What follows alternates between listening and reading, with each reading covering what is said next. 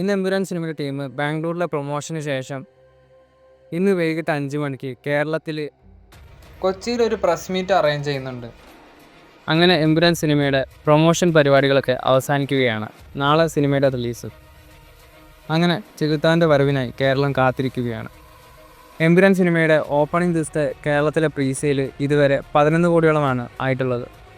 Fan show അടക്കമുള്ള കണക്കുകൾ കൂട്ടുമ്പോഴാണ് ഈ ഒരു സംഖ്യയിലേക്ക് കേരള പ്രീസെയിൽ എത്തിയിരിക്കുന്നത്. എന്തായാലും ഇന്ന് രാത്രിയോട് കൂടി സിനിമയുടെ കേരളത്തിലെ ഫൈനൽ പ്രീസെയിൽ എത്രയായിരിക്കുമെന്ന് അറിയാൻ സാധിക്കും. അതുപോലെ എമ്പുരാൻ സിനിമയുടെ ആദ്യ ദിവസത്തെ വേൾഡ് വൈഡ് പ്രീസെയിൽ 50 കോടിയിലേക്ക് എത്താനായിട്ടുണ്ട്. ഉറപ്പായിട്ടും എമ്പുരാൻ സിനിമ ആദ്യ ദിവസം 50 കോടിയോളം രൂപ വേൾഡ് വൈഡ് കളക്ഷൻ നേടുമെന്ന കാര്യത്തിന് സംശയമില്ല.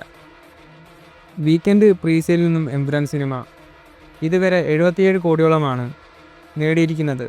ഇന്ന് വൈകുന്നേരം ബാക്കിയുള്ള ഷോസും കൂടി ട്രാക്ക് ചെയ്ത കണക്കുകൾ വരുമ്പോൾ 80 കോടിയിലേക്ക് സിനിമയുടെ വീക്കെൻഡ് പ്രീസെയിൽ എത്തും. 80 കോടി എന്നൊക്കെ പറയുമ്പോൾ മലയാളത്തിൽ ബ്ലോക്ക് ബസ്റ്റർ ഹിറ്റായി മാറിയ സിനിമകളുടെ ലൈഫ് ടൈം കളക്ഷൻ്റെ അത്ര വരും.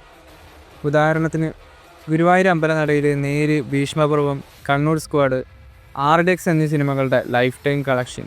എന്തായാലും എമ്പുരാനിലൂടെ ലാലേട്ടൻ്റെ ഒരു ശക്തമായ ബോക്സ് ഓഫീസ് തിരിച്ചു വരവ് തന്നെയാണ് നമ്മൾ കാണാൻ പോകുന്നത്.